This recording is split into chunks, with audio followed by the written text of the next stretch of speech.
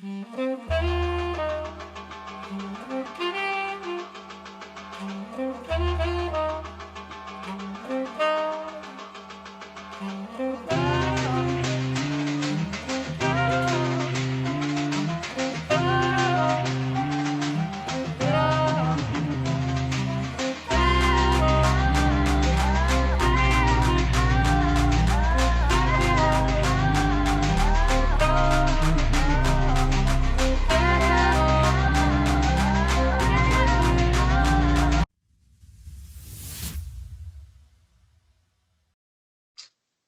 evening and welcome to the progress report. You think I would have gotten it down by now? Like I've been doing this for like what? How long? 4 seasons, and I almost messed up the name of my own show.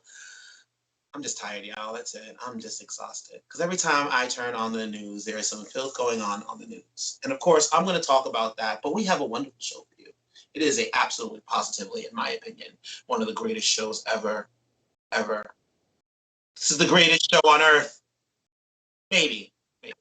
Hopefully, hopefully, when Lil Nas X finally decides to, tweet me back, maybe, come on, Lil Nas X, tweet me back, please tweet me back.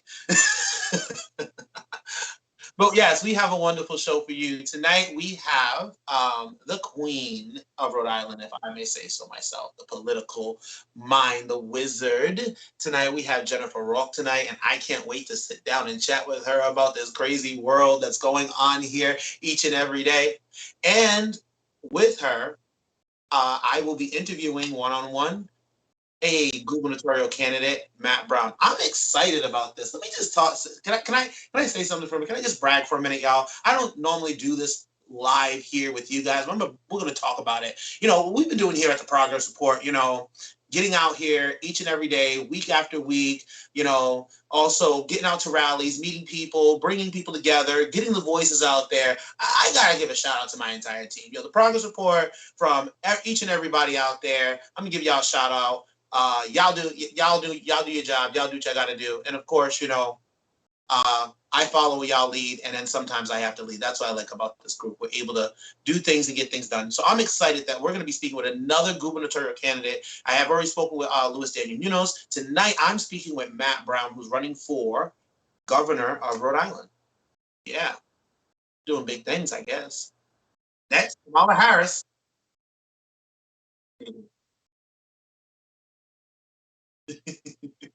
But can I first talk about the Kyle Rittenhouse situation?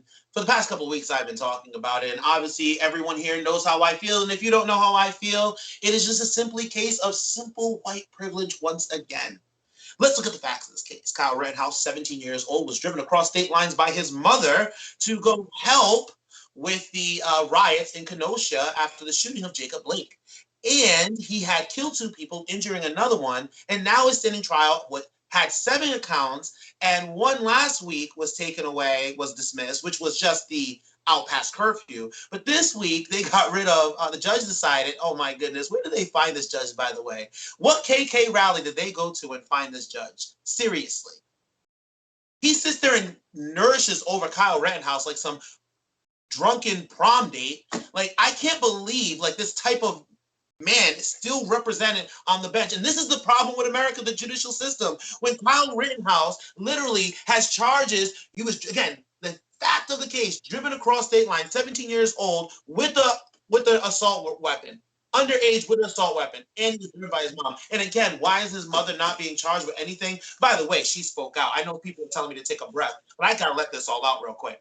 She spoke out the other day. Okay, I couldn't even say. She said, well, they asked her the question. They said, how do you respond to people who criticize you for not protecting your son? And she said, well, she took her son to go protect others. Like, she felt like she was doing the right thing. I have another mother on the program today. Last week, I think on Thursday, I spoke to Abe about it. I'm going to ask this other mother if she would drive her child across state lines to do anything like that. I'm going to ask her that. But, like, literally, this is sad. Once again, in America, and time again, and if people don't understand at this point what white privilege is and what we're talking about white privilege and why the criminal justice system needs to be reformed, Why we need to make laws and make sure that everyone is created equal, period, all across this nation. Isn't that the preamble in our Constitution? Or did we forget about that? Justice isn't working for everyone, especially when you have someone like Kyle Rittenhouse, who looks like everything, who looks like time and time again another charge is taken off, and continually gets his way. Don't you know he also did something that normally defendants don't get to do? He got to pick the jury people, the 12, out of the hat. He got to pick about 6 of them. That's my mic drop on that one. Again, we have a wonderful show for you today. We have the Queen of Rhode Island. We're going to get her a nice tiara, a big crown, all the way down. And here she comes on here today on this show to once give her expertise in Rhode Island's political system, but also to try to help me make sense of the world we live in today. Ladies and gentlemen, the one, the only, Jennifer Rourke.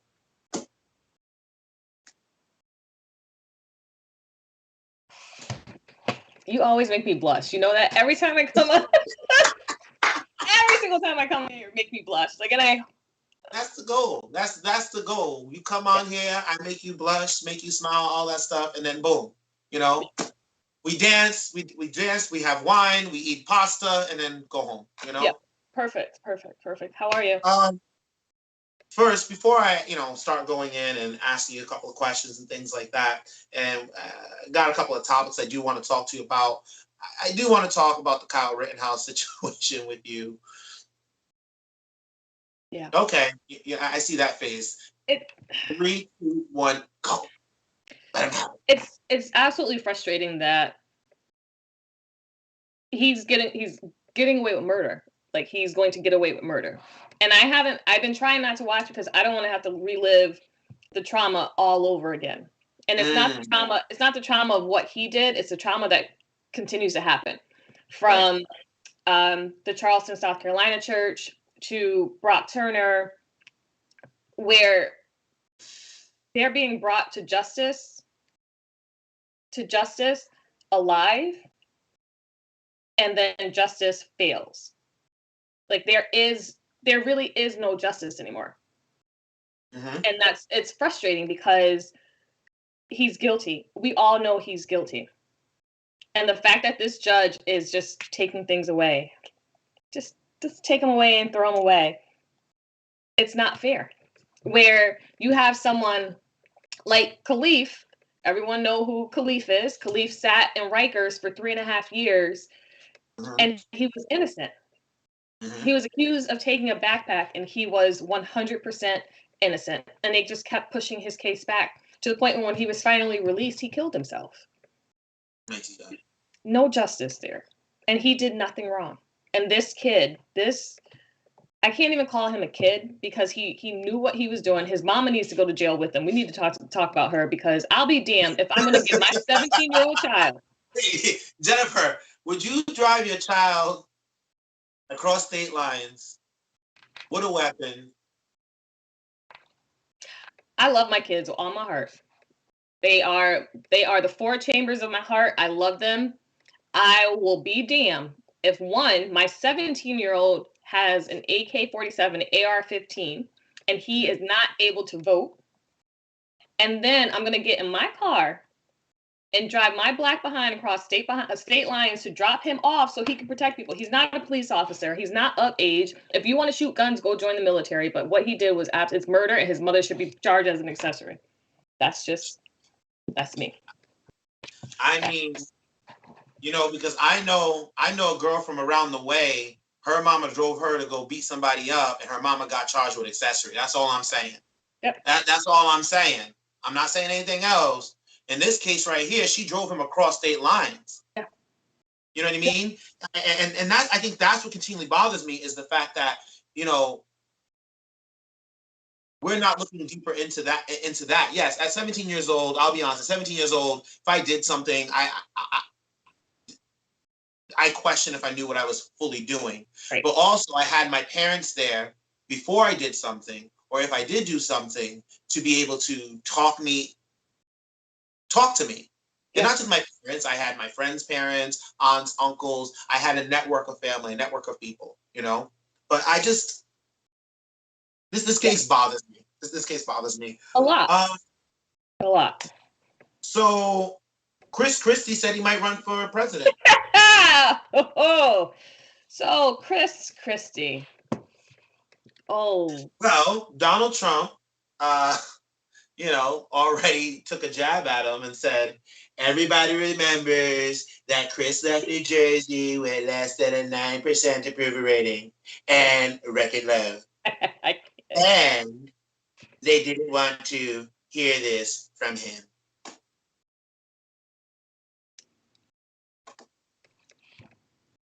I can't. It's Chris Christie. I'm trying to think of something very nice to say to him, and I don't have anything. Listen, every time I hear Chris Christie, I think about the bridge fiasco. Every time I hear Chris Christie, I basically almost shut down the entire East Coast. I mean, when I think about Chris Christie, I think about how he failed terribly in the presidential debate against Donald Trump. Yeah. When I think about Chris Christie, I think about how he failed terribly as governor. But yet, when I think about Donald Trump, I think about how he's failed terribly in life. So to be honest with you, I said the Republicans just go at it, so Madam Kamala can just walk right in. It's with Chris Christie. I think about do you remember when the beaches were shut down? Do you remember that? The beaches in New Jersey were shut down, and he had his family there so that they could enjoy the beach while other people were not allowed to go. And then I think about him, and I see failure. I think the last thing I want to see on the beach is Chris Christie. He's a beautiful man. He is. He has a 9% approval rating with the state of New Jersey. When he left, 9%. That's all I got. And Donald needs to just disappear. He just needs to go away. But I will say your impression makes me giggle every time. They sent me a survey, Jen. There's a survey going around asking, would you join Donald Trump's social network? It says yes or no. I said they need to create a hell no button. Yeah. That's what they need to create. I think we should do that. That's asking me like if I want kidney stones or something. I'm like, really? Like, do you really think I'm going to join Donald Trump's? Just imagine. First of all, nobody's post will have grammar. Okay, there'll be no periods, no exclamation points. Everything will be ... There'll be open-ended sentences, fragmented sentences, run-on sentences, comma splices. I don't need that in my life, okay? I'm trying to turn over a new leaf, okay? I need you to do this for us. I need you to do this for us, and just take one for the team. Isn't that the saying? You take one for the team, like just taking one for the team. I need you to do this for us. You know what? You know what the crazy thing is? I would have all new comedic material to bring to everybody every week if I just joined the social network. Like I just troll them all day long, and just said weird things like, yeah, police are great. Just every once in a while on that social network. Just to keep everything afloat, Yeah, and screenshot it and bring it back to us so that we know what we should be prepared for.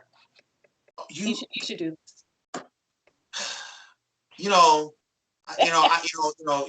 Jen, you drive a hard bargain. I'm gonna ask Harrison Tuttle on that. Harrison, I know you're watching. Let's see your response on that one.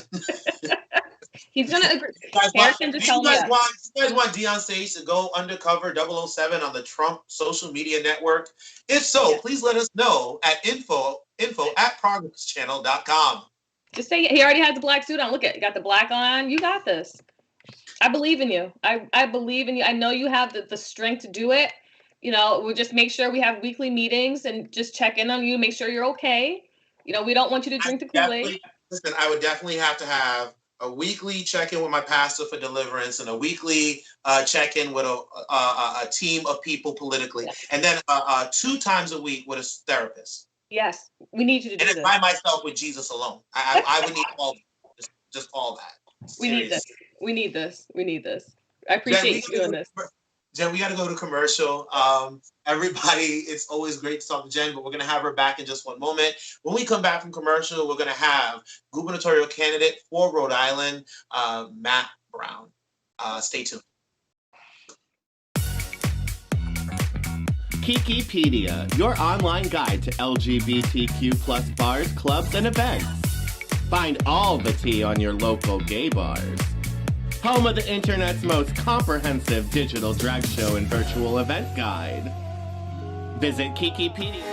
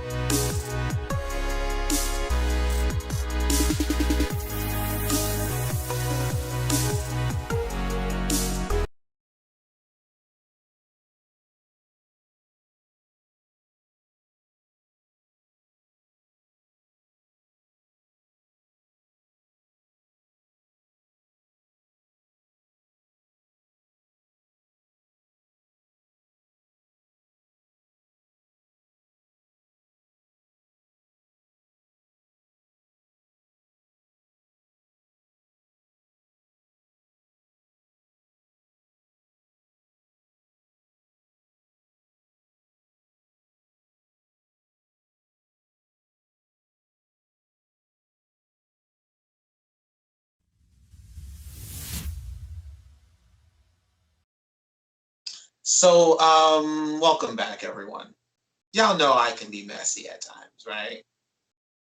So, I saw this video today from Fox News, just some excellent, brilliant reporting by Laura Ingraham. And I mean, she just amazes me by her brilliant when it comes to one-on-one interviews. I don't know about you, but Krista, we got that video. Can we just take a quick look at that? Just check this out. Politics and all those woke storylines in so many shows today. You know, I was watching an episode of You where measles came up. Wait. When did I mention measles? I don't know. It was on You. What was on me? What are you talking about? Right? Is Raymond even hearing what I'm saying? I never had the measles. Was on You. We never did a measles and vaccine episode. Is this a joke? I know. I don't even know what you're talking about. It was on You. It was on You. Raymond, I've never had measles. What are you talking about? This is stupid. It was an episode of a show, Laura. What's it called? You. What is he talking about? It's called You. I've never done a show on measles. I just completely give up. We got to get out of it. It's a show I give up. called You on Netflix. There's a show called Laura Ingraham on Netflix. What are you talking Never mind. about? I'm moving on to Adele. I can't explain this to you. What's he The talking pop about? singer had an open. Yep.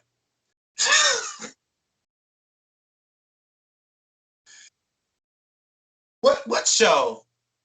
The show called You. I mean, did she not like hear that? I mean, we all heard that. Great job, Laura. Great job.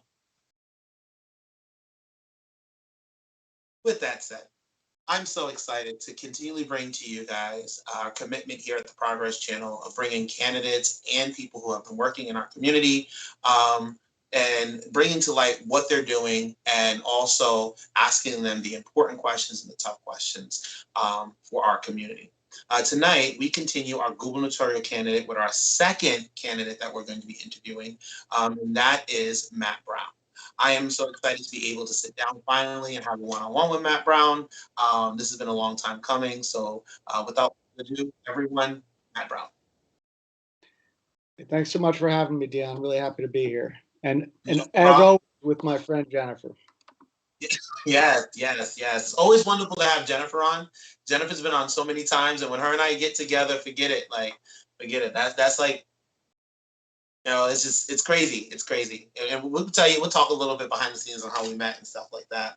I think you were there the first time we met. I remember it well. That was fun.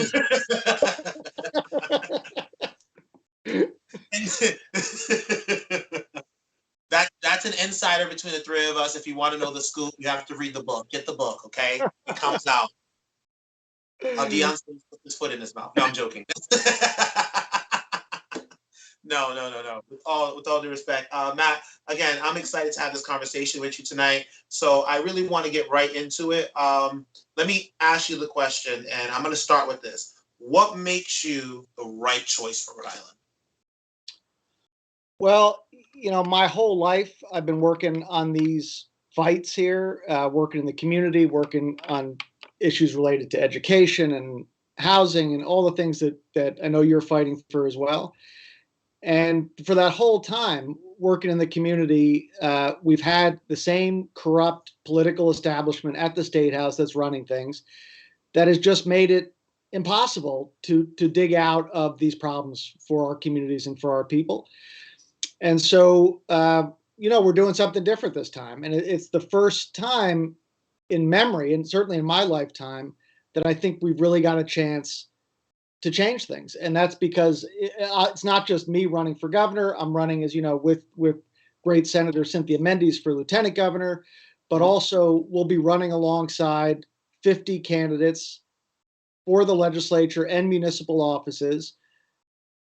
People of all backgrounds, people from all across the state, people who have been doing the work in the community, people who love their communities, who love our people, and are going to fight when we get up there. And so this is something really new, because we're not just talking about one person running for office. We're talking about winning a whole new government, and a government that is really, really different, a government that's made up of people that really represent our communities and that have been fighting for our communities and are going to fight for our people when they get up there. And so that's what we're doing. And we've been building it in some ways for a long, long time, many of us, Jennifer included. And we're coming together and we're doing something we think that's really hopeful for the people. So you said, you're running on the same slate as Cynthia Mendes, and normally we don't see that in Rhode Island politics. We don't really see a governor and lieutenant governor run together. And there's even people who say that the lieutenant governor position in the state should be resolved. There's people that even argue that as well. Why have you and Cynthia teamed up? Well, it's really seems, I think, to us, all of us from the co-op and me and Cynthia and all of us who are in this fight together, really common sense. And that is that, this government that we've got has dug a very, very deep hole. They've dug a deep hole in terms of, people can't afford housing. They've dug a deep hole in terms of people can't find a decent public school for their kids in a lot of communities across the state. People can't afford to go to the doctor. We got families, mostly Black and brown families by the Port of Providence, choking on industrial pollution every day with some of the highest asthma rates in the country. It's a really, really deep hole. And there's no one person, whether they're governor or the Senate president or whomever, that can dig us out of this hole. We got to do it together. We got to build something that's bigger than any one of us. And for those of us who've been doing the work, or basically, community organizers, grassroots organizers, like what I've done my whole life, that's how we've always done things. Like, we've always done it by building teams, building movements. And so, Jennifer obviously has been on the forefront of these fights for a long, long time. And, and it's a growing movement. It's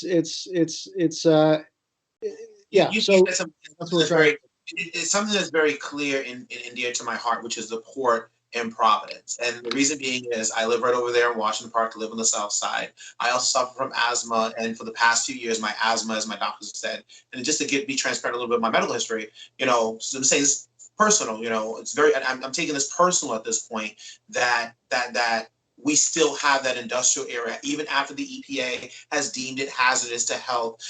In your first 100 days, what piece of legislation can you see yourself working with legislators to enact within the first 100 days of if you are elected? Well, on that issue, but on that issue would be the Green Justice Zones legislation, and so this is a bill that a coalition of organizations submitted last session.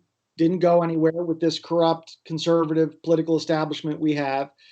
It really grew out of the leadership of Monica Huertas and No LNG and PVD, now the People's Port Authority, and the organizing that she and that community has been doing for years.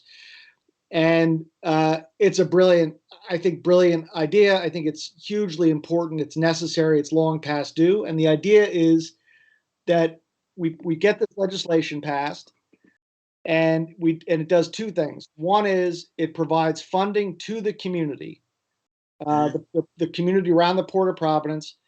They vote, so they do a referendum and they vote how to spend it to do all kinds of environmental remediation. Could be lead pipes, could be solar panels, could be indoor air quality. Whatever the community votes on, and they get state funding to put those measures in place. But secondly, and the part that goes, I think, more directly to what you're talking about, is that the legislation calls for shutting down the polluting industries in the port within 2 years. And this would be something that would be make a huge impact for the health, the quality of life, the air quality, the safety of the community, especially children who suffer especially from asthma. Also, I think could be a model for other cities across the state and other states across the country. And so, there are people, this, Dion, is your community. There are people all the time cycling into the emergency room with asthma out of that neighborhood. And, it wouldn't, if you dump that industrial pollution in a wealthy neighborhood, it would last, a week. And but the government here, this corrupt conservative group that we've got, they feel like they can dump it on communities that they think, that they don't care about, they think don't have power, and they don't think there's anything that's going to be done about it. And that's why, this again is not just about me running for governor. It's got to be a movement across the state, people who represent their community, so we can pass this kind of legislation. Well, let me ask you this question. You were former Secretary of State. You have a great company. You've had a great career. We actually share something. You helped organize City Year. I was not a City Year member, but I was an AmeriCorps member myself through the Met Community School, and that's why I always ask myself, why do I serve? Service learning. That's where I learned my service learning from. How do you separate yourself with being elected in office before? Separate yourself from that same corruption that you talked that we've had for years. How do you separate yourself from that? I see Jennifer doing all kinds of things. Jump in, Jennifer, anytime. This is not her time to jump in yet. all right, don't jump in yet. All right, whatever. I'll leave it to Dion. So I'd say two things. One is I've spent almost my whole, not just working life, but life, even as a kid, doing the community work, the advocacy, the protesting, the organizing, helping to run City Year, all that kind of direct service community work, trying to plug the holes left by this corrupt establishment. When I was Secretary of State, which was when I was in government, I challenged the hand-picked Secretary of State of the political establishment, basically the same political establishment we have now, corrupt conservative group, challenged them, won that, in a Democratic primary, and then did everything I could to root out the corruption at that point. And that was a Secretary of State passing, much stricter lobbying reporting requirements, working to expand voting. I implemented the first automatic motor voter registration program in the country, trying to expand the vote, build power for communities. So that's the work I was doing when I was Secretary of State, but almost my whole life.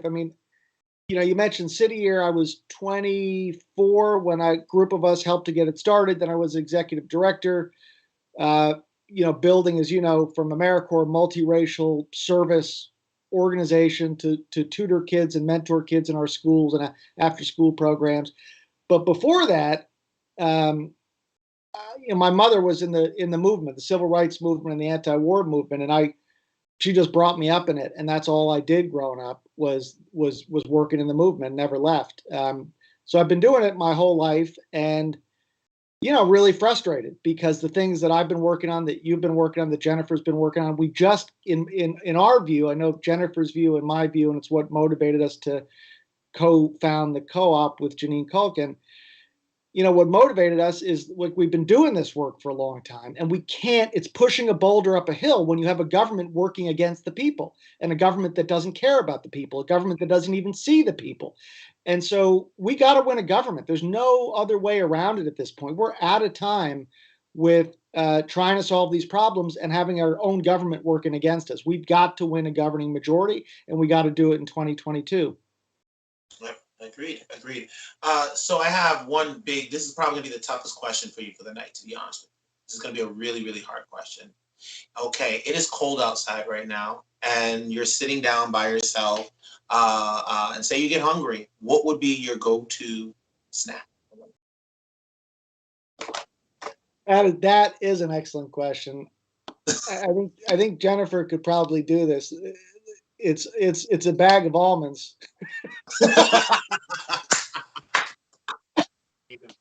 Remember the Newlyweds came like in the 1970s. I was before your time, Dion, for sure. Before Jennifer's time too. Sorry, way before Jennifer's time. And it's like, how well do you know somebody? And they'd ask those kind of questions, and you'd have to guess about, So anyway, Jennifer would know it was almonds. Yeah. Almonds sounds good. Okay, so Matt, thank you so much for this one-on-one. We'll be right back, everybody, with both Jennifer and Matt. So stick around, freshen your drinks. My name is Brian Sims, and I'm running for Lieutenant Governor. I think every day about the values that my Army officer parents instilled in me, to take responsibility, to show empathy, to have courage, and to be authentic. I want to put those values to the direct service of the Commonwealth. I have a lot of hope when I look at the people across the country that decided over these last number of years that they'd had enough, that they looked at a lack of leadership and thought that they could do better, because oftentimes they're right. We are the antidote to broken politics. My time in the Pennsylvania legislature has taught me a lot about not only how Pennsylvania government works, but a lot about how it doesn't. It's taught me a lot about how to work with people who don't always agree with me. I think it's time for me to take what I've learned in the House and to be able to bring that leadership to the direct service of the governor.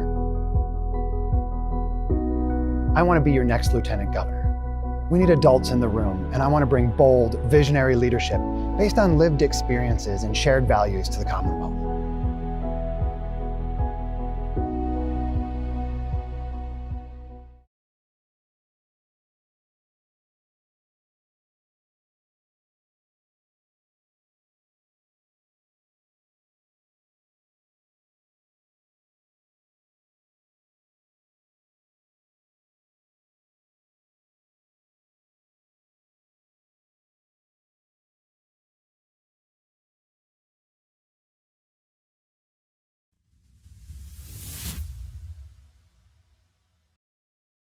And we're back. I hope everyone is bundled up. Everybody has like I don't know, it's time of night. What are you doing? Usually around this time, I'm doing something, either bowling, the show, Bible study. I don't know, just something. Or going out to Ego. By the way, Ego, let's shout out one of the Ego girls, my girl, Complete Destruction. Happy birthday to you, if you don't mind. I love you. 8 years ago, you bumped your head, and then we became friends.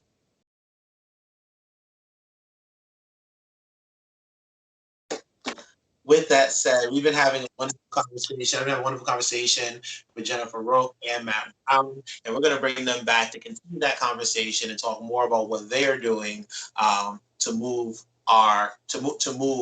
progressive agenda in our state. So, Matt, Jennifer, welcome back. Thank you. Yes. So, Jennifer's been tripping out backstage, by the way. So I got a question, guys. I still remember the first time we met. It was at the Washington Park Community Center, and the first time we met, I was very aggressive, and um, I'm not saying sorry because my aggression, I think, was my passion for my community. But I'm forever to this day thankful that we stayed behind and had that conversation. I think it was about almost an hour or two. We were standing outside right there afterwards and had a conversation, and then that just built a friendship from there. So that's a lesson, y'all. Sometimes we get very passionate, we become very heated about points, but it's important also for us to have that dialogue with one another, because what somebody else is doing, you also are doing. But if we never have that dialogue, how are we supposed to know? Yeah. And I'm not going to give my final thought yet. I'm going to leave that for my final thought. So anyway, that point right there.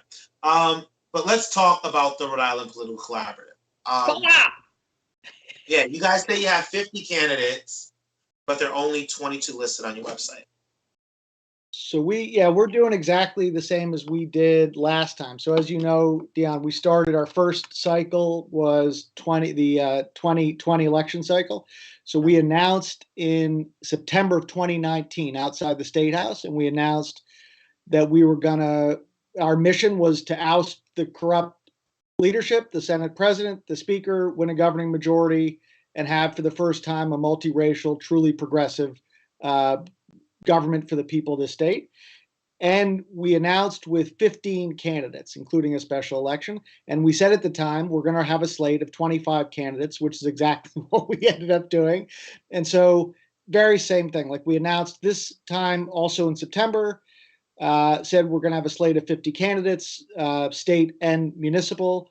We announced with 20 plus, and then we're just going to continue to announce candidates in the weeks and months ahead. Stay tuned. There are going to be some awesome announcements coming up. And as you know, the filing deadline is June. We would not love to go right up to the filing deadline, which we did last cycle, but certainly we'll go into the winter and spring announcing more candidates as we go forward. And Jennifer, go ahead if you want to answer. Go ahead.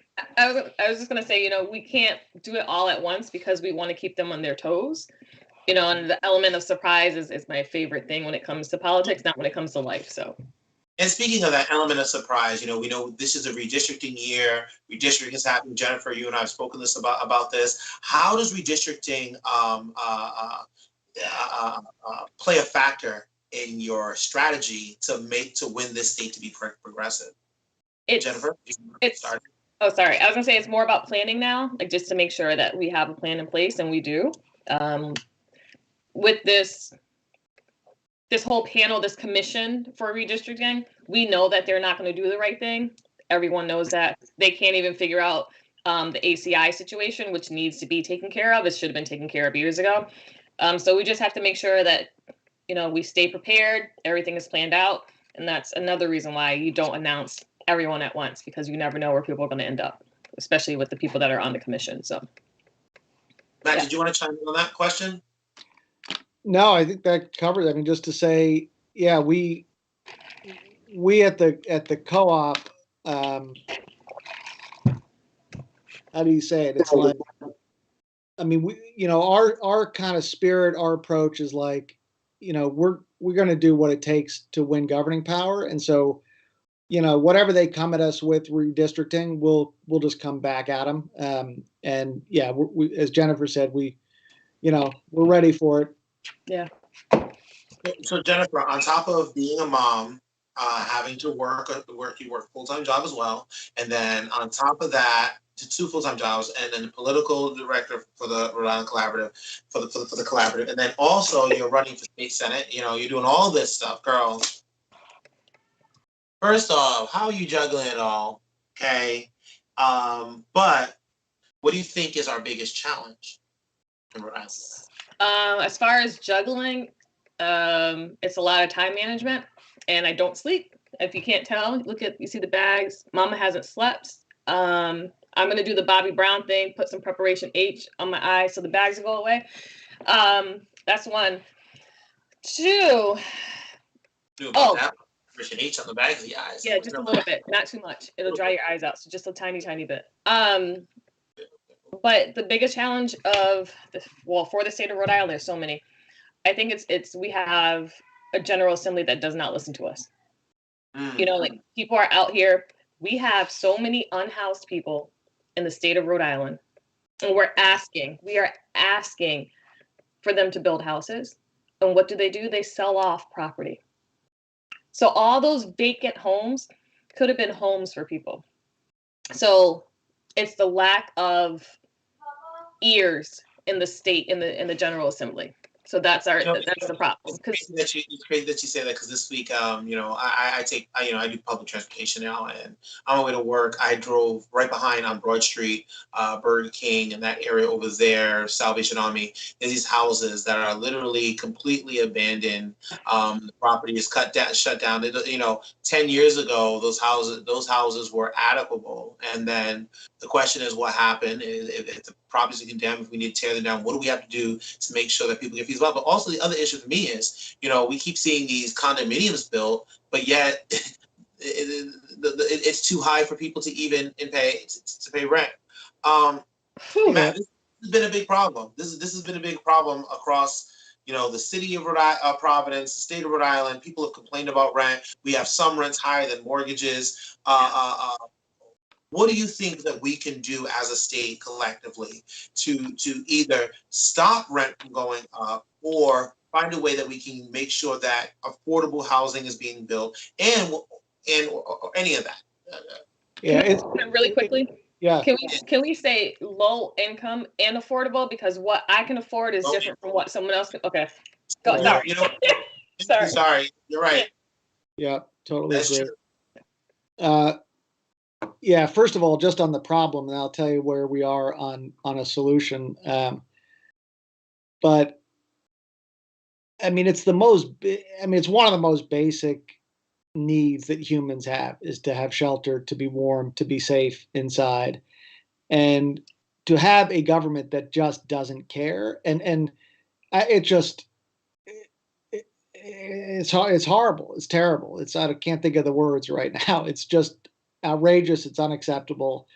It's disgusting. And here's the thing, is that, for all the years that a lot of us have been advocating for housing, affordable low-income housing, and they've always been telling us the same thing, always the same thing. We don't have enough money in the state, in the coffers, so we got to make tough choices. Sorry. And now the state government is sitting on billions of dollars. We got the 1.1 billion from the federal government, the ARPA funds. We got 3.42 coming in the infrastructure bill. We got a $600 million surplus because tax revenues were higher than they projected.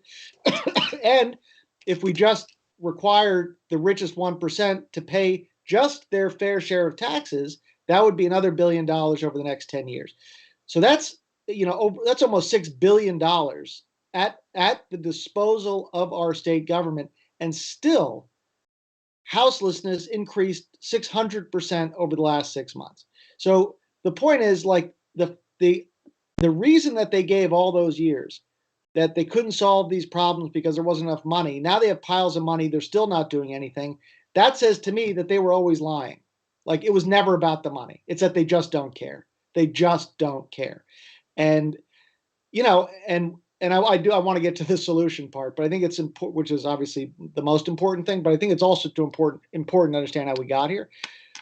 They don't care because they just don't care. Like, we don't know why people grow up not to care about other people, but also they don't care because they get their campaigns funded by corporate interests, wealthy interests, including, like what you're talking about, Dion, developers of luxury housing.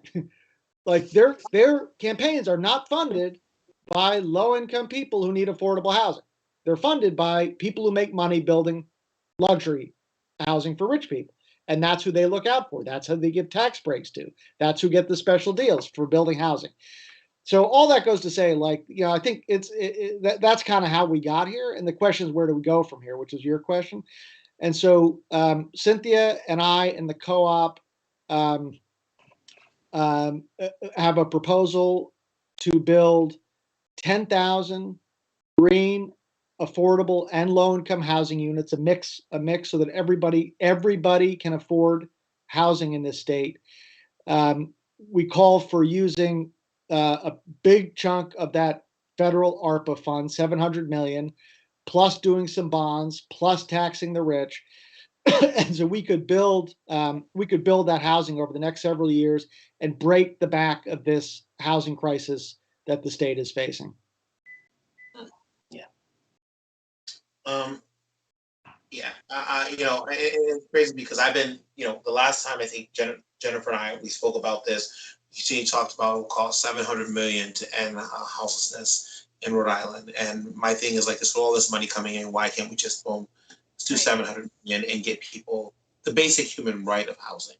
I think housing a basic human right. And let's, you're right. When we say low income, let us not reflect that, oh, well, there's low income and here we're just going to give you this. Let it reflect something that people can be living in that's sustainable, where they don't have to worry about other problems. They don't have to worry about holes in the walls. They don't have to worry about any of those things as well. Because one thing I know, when someone feels good about where they live and they lay their head down, they feel good about life and being able, they feel like we feel like we can do more. And I think that basic human right of housing, proper and adequate housing. And safe and dignified, it's not these things. So sorry, go ahead. No, I didn't get a chance to ask you about Leomore. Reform or repeal? Repeal, yeah. We have a constitution, we have a Bill of Rights, and that's what applies. Those are the processes, the justice processes that are supposed to apply to everybody, and there's nobody that should have a different special process. I know you said it already, Jennifer. You already know how I feel. You want reform. I'm joking. I'm joking. Did you see my nostrils? Like, whoo! Sorry. I'm glad you were in studio sitting next to me for that one, because I think I would have got punched. I would have been like, we need to turn off the camera for a minute. I need to talk to Dion in private. You know how I feel. At this point, I spoke to another candidate, and they should not be named, but we talked about Leomore, and I keep hearing everyone say, well, it's not feasible, it's not going to happen, so the best bet is reform. But if you feel like repeal should happen, I think more politicians should be talking about it, don't you, Jennifer? Yeah, I think there's the fear of retaliation, and that's the problem. If I go out, if my name is Kyle Rittenhouse, that's a whole different situation. But if I go out and change the name to Kyle Rittenhouse, right? Just change the name. I think people should be held accountable for their actions. That's one. But two, I also feel like if you are going to take the risk, because it is a risk to be a police officer. My husband's a former police officer. My brother's a current police officer. There's a risk. But if you're going to be reckless, you should be required to have insurance too. If a doctor has to have a malpractice insurance because you get there, you do the surgery, God forbid somebody dies, guess what happens? The insurance has to cover it.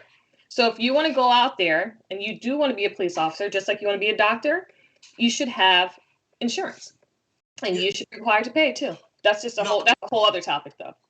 It's crazy because I'm in agreement, and I've been hearing this talk that police officers, when they have an infraction and they get fired from the police department, that infraction should follow them wherever they go. They should not be able to go from, well, they're a police officer in the city of Providence, they get an infraction, and now they can go out to Westerly and become a police officer. I just think that would that be something like you would support, Matt? Yeah, and I think but to your earlier point, because I think it's really fundamental, is you're saying people don't support repeal because they don't think it can happen, so they say they're for reform. That's true, Dion, about so many of the problems that we're facing, and so it goes to I think the core theory of what we're trying to do with the co-op, what we are doing, which is we're saying crumbs are not enough anymore.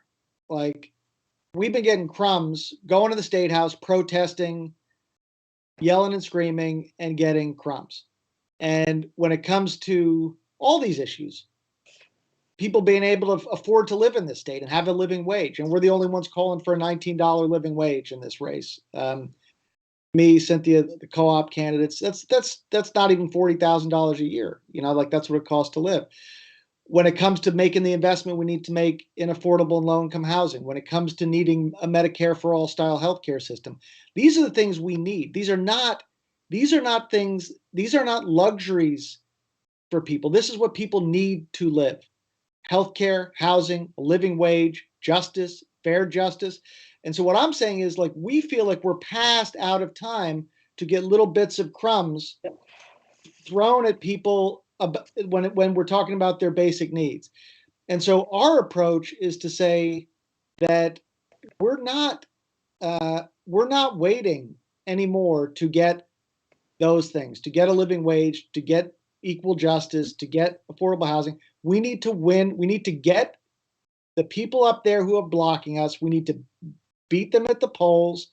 We need to win not 2 or 3 or 5 seats. We need to win dozens of seats. We need to win the governor's office, lieutenant governor's office. We need to win the whole thing of a whole new government for the people in 2022 and pass the agenda that people have been waiting for a long time.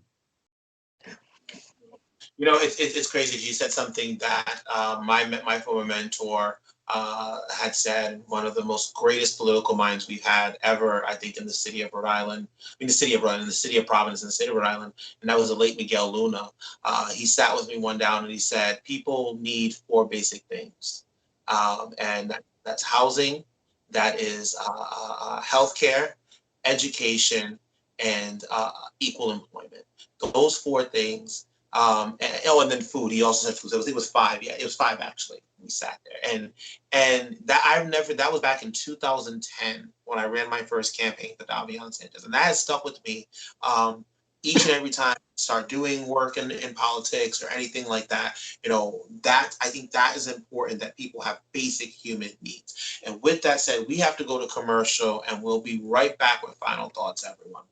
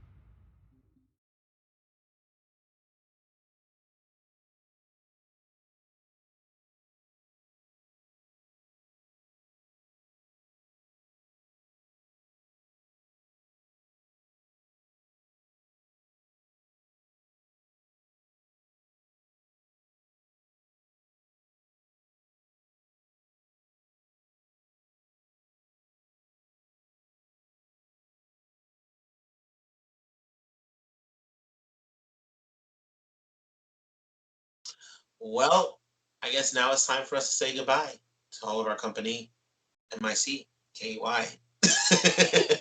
I'm gonna get sued by Disney. Watch, they're gonna come after me. They can have all the 2 pennies that I have in my account, okay? Okay, because of low wages, I can't afford rent, and I can't afford to have milk in my coffee. I got to drink my coffee black every single day, which is terrible. Can't even get sugar, maybe.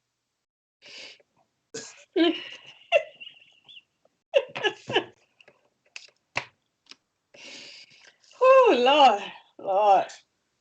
There you go. So anyway, we have final thoughts. It's been a great conversation with Jennifer and Matt, but unfortunately, we gotta say goodbye. So we're gonna start with Matt, then I'll go with Jennifer, and then, of course, I'll wrap up for this week. So Matt, take it away with your final thoughts. What do I have? 30 seconds or so? You have about 60 seconds. 60 seconds. All right. I don't know where you're going, but I want to echo just a little bit what you were saying earlier, Dion, about how we first met, because I think it is really important. It's like we met fighting with passion about our politics and our community, and then that led to just a really deep conversation. And I just want to say that I love your passion. I love your fight. I love what you've built here. It's awesome that you're getting the word out to people about all kinds of issues and putting yourself out there. It takes a lot of guts, and we need more of it. And so I appreciate that. And Jennifer told me to also say, everybody go vote. Yeah. So when we get to elections, everybody go vote. And I will say, now listen here, Jennifer. Last time, all you told everybody is don't be ratchet. I need more than that, okay? I need something with some substance. I need something like.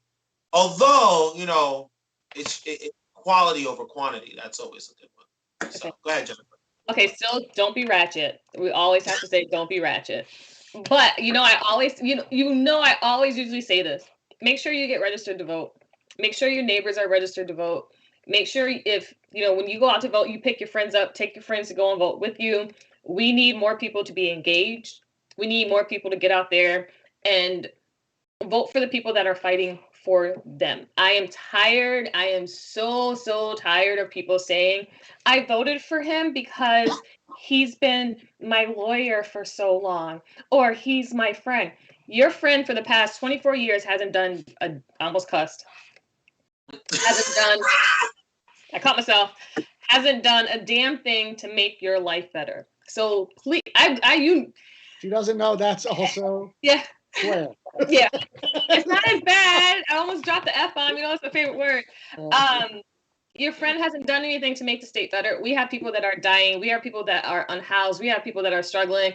I don't know about y'all, but I have medical debt. I remember my husband got subpoenaed for court on his birthday because of a medical bill. And we need people who are actually going to fight for us. So please get registered to vote, get your friends registered, and get your ass out there and vote. That's it. And don't be ratchet. And don't be ratchet. We got damn, ass, and ratchet out of that today. Yes. But yes. Thank you, Matt. Thank you, Jennifer, for being here. It's been wonderful to talk to you guys and have a conversation. And you know what? They're both right. Get out and vote. I remember Jennifer Lewis, a few years ago, back in 2016, she got on the piano and said, get your ass out and vote. And she sang that. So you're right. Get your ass out and vote. Get registered to vote. Get your friends registered to vote. Get your neighbors registered to vote. Because we are in a fight. All our life we had to fight. All right, Celie. And we cannot fight if we don't have the weapons that they need. We don't have the tools that we need. All right? And that weapon, in order to fight, is that vote. And I'm not sitting there saying federal government vote all the time. No, because Tip O'Neill, former Speaker of the House, said this. He wrote a book that said politics is local, and he is right. As we heard right from Matt Brown's mouth, and we've been hearing from Jennifer Rourke, there is money sitting at our state house right now. And guess who gets to decide how that money gets trickled out and filtered out? It is your state legislator. It is your local politicians. So here's what I say. Take a step beyond tonight of just voting and being registered to vote. Pick up that phone and call that councilman and harass them at 11 o'clock at night. Pick up that phone and call that state senator and let them know that they need to unlock the resources and the money so your neighborhood can be better, so the streets can get fixed, so people don't have to experience being houseless, so people don't have to experience making a decision between feeding their child and then paying this medical bill, so people don't have to make the hard decision, do I get this medication or do I pay this to keep my lights on? These are the issues.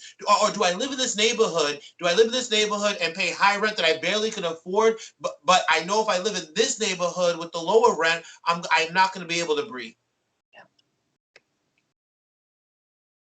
This is what's at stake. This is what's at stake in 2022 for the 2022 election. Your local government. And that's why it's important for you to vote. Listen, I would never tell anybody not to vote for president, but if you don't vote for president, okay, but at least vote for your local politicians. You know why? 1, they're a phone call away.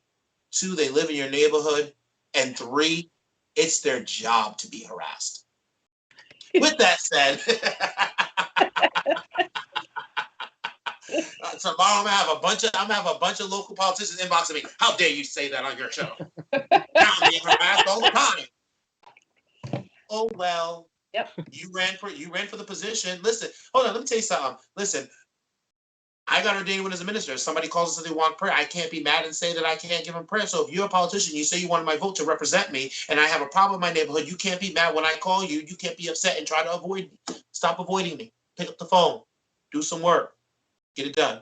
So with that said, on Thursday, we have another show at 8 o'clock for you. We'll be continuing the mayoral series, and I'll be speaking, bringing him back, Gonzalo Cuervo, and we have one of my favorites, the heartthrob of Rhode Island, the very, very young. I think he's only 16. No, he's actually 22. I wish on him I'm like that. No, but seriously, I love this young man. I love his mind. I love the way he is. We have Mr. Harrison Tuttle, Executive Director of BLM Rhode Island PAC, and he'll be here with us. And I can't wait for that show.